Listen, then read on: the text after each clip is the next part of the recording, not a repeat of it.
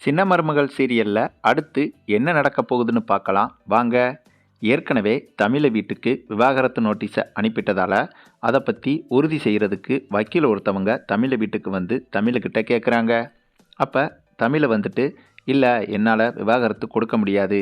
அதுக்கு காரணம் என் வயிற்றில் வளர்கிற குழந்தைக்கு அப்பான்னு ஒருத்தவர் வேணும். எனக்கு கணவர் இல்லாமல் நான் வாழ்ந்துருவேன். எனக்கு கணவர் தேவையே இல்லை. ஆனால் என்னோட பிள்ளைக்கு அப்பான்னு ஒரு ஆள் இல்லைன்னா அது நல்லா இருக்காது. அதனால் இந்த விவாகரத்தில் எனக்கு உடன்பாடு இல்லை அப்படின்னு தமிழ் சொல்ல, உடனே அந்த பெண் வக்கீலும் சரி அப்படின்னா நீங்கள் சொன்ன மாதிரியே நான் ரிட்டன் நோட்டீஸை அனுப்பிடவா, நீங்கள் சொல்கிறது உறுதி தானே அப்படின்னு அந்த பெண் வக்கீல் கேட்குறாங்க. அதுக்கு தமிழும் கண்டிப்பாக அனுப்பிடுங்க, எனக்கு விவாகரத்து தேவையே இல்லை, நான் விவாகரத்து கொடுக்க போகிறதும் இல்லை அப்படின்னு ரொம்பவும் ஸ்ட்ரிக்டாக சொல்லிடுறாங்க தமிழ். அதுக்கப்புறம் ராஜாங்கம் வீட்டுக்கு இந்த விஷயம் தெரிஞ்சு இது சம்பந்தமாக நோட்டீஸ் வர, இதை பார்த்துட்டு ராஜாங்கத்துக்கும் சேதுவுக்கும் கோபம் அதிகமாகுது.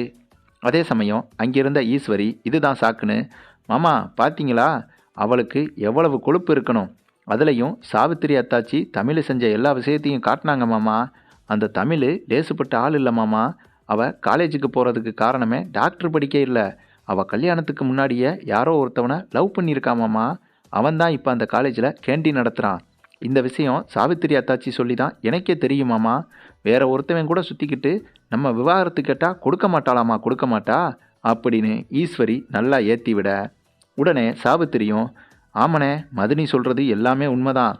இந்தா பாருங்க, எனக்கு தெரிஞ்ச ஒரு பொண்ணு இது எல்லாத்தையுமே வீடியோவாக எடுத்து எனக்கு அனுப்பியிருக்கா, பாருங்கண்ணே தமிழோட லட்சணத்தை அப்படின்னு ஃபோன் எடுத்து ராஜாங்கத்துக்கிட்ட காட்டுது சாவித்திரி. இந்த கெட்ட கேட்டில் இவ விவாகரத்து கொடுக்க மாட்டாளாமா அப்படின்னு சாவித்திரியும் ஏற்றி விடுது. உடனே சேதுவோ கோபப்பட்டுக்கிட்டு அவள் எப்படி விவாகரத்து கொடுக்க மாட்டேன் அப்படின்னு சொல்லுவா, அங்கே போய் ஒரு 4 அடி அடித்து விவாகரத்தை நானே வாங்கிட்டு வரேன் அப்படின்னு சொல்லி சேது கோபமாக கிளம்ப, அப்போ ராஜாங்கமோ எப்பா சேது பொறுப்பா, அவசரப்படாதப்பா, எதையுமே எடுத்தோம் கௌத்தம்னு செய்கிற காரியம் இல்லைப்பா, அதுவும் இந்த காரியம் எடுத்தோம் கௌத்தம்னு செய்யவே கூடாது. எசகு பிசக்க ஏதாவது ஆயிடுச்சுன்னா விவாகரத்தே கிடைக்காம போயிருப்பா. இருப்பா, நீயும் நானும் ஒன்றா போவோம், போய் சமாதானமாக பேசி பார்ப்போம், அப்படி அதுக்கு ஒத்து வரலைனா அதுக்கப்புறம் செய்ய வேண்டியதை செஞ்சிருவோம் அப்படின்னு சொல்லிட்டு ராஜாங்கமும் சேதுவும் தமிழோட வீட்டுக்கு கிளம்புறாங்க. இங்கே தமிழோட வீட்டுக்கு வெளியில் உட்காந்து வசந்தி தமிழுக்கிட்ட கேட்டுக்கிட்டு இருக்காங்க. புள்ள, எப்படியாவது விவாகரத்தை கொடுக்காம உன்னோட முடிவில் இப்படியே இருந்துருப்புல, மனசு மாறிடாத புள்ள அப்படின்னு வசந்தி சொல்ல, அதுக்கு தமிழோ நான் எப்படிமா மாறுவேன், எனக்கு புருஷன் தேவையில்லை, ஆனால் என்னோட பிள்ளைக்கு அப்பா யாருன்னு கேட்டால் நான் என்ன சொல்ல முடியும், அதனால் கண்டிப்பாக நீங்களே சொன்னால் கூட நான் விவாகரத்து கொடுக்க மாட்டேன் அப்படின்னு தமிழ் பேசிக்கிட்டு இருக்கும்போதே கரெக்டாக சேதுவும் ராஜாங்கமும் வக்கீலை கூட்டிக்கிட்டு வந்து காரை விட்டு இறங்கி வீட்டு வாசலுக்கு வந்துடுறாங்க. தமிழை பார்த்து ராஜாங்கம் சொல்கிறாரு, அதுதான் எல்லாமே முடிஞ்சு போச்சுல, இனி பேசுகிறதுக்கு எதுவுமே இல்லை, நீ முதல்ல விவாகரத்துக்கு ஒத்துக்க, விவாகரத்து வாங்கினாதான் என் புள்ள சேதுவுக்கு இன்னொரு கல்யாணம் நான் பண்ணி வைக்க முடியும் அப்படின்னு ராஜாங்கம் பேச, உடனே தமிழ் அந்த இடத்துல ரொம்பவும் கோபப்படுறாங்க. என்னால் விவாகரத்து கொடுக்க முடியாது, முடிஞ்சதை பாருங்கள், என் வயிற்றில் வளர்கிற குழந்தைக்கு அப்பா யாருன்னு கேட்டால் நான் என்ன சொல்லுவேன் அப்படின்னு தமிழ் கோபமாக கேட்குறாங்க.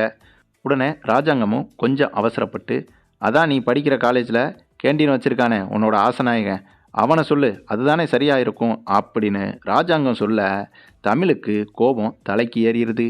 உடனே ராஜாங்கத்தை நோக்கி கோபமாக தமிழ் அடிக்க போகிற மாதிரி போகிறாங்க. அந்த சமயம் வசந்தியும் கருப்பும் எல்லாரும் சேர்ந்து தமிழை தடுத்து நிறுத்துகிறாங்க.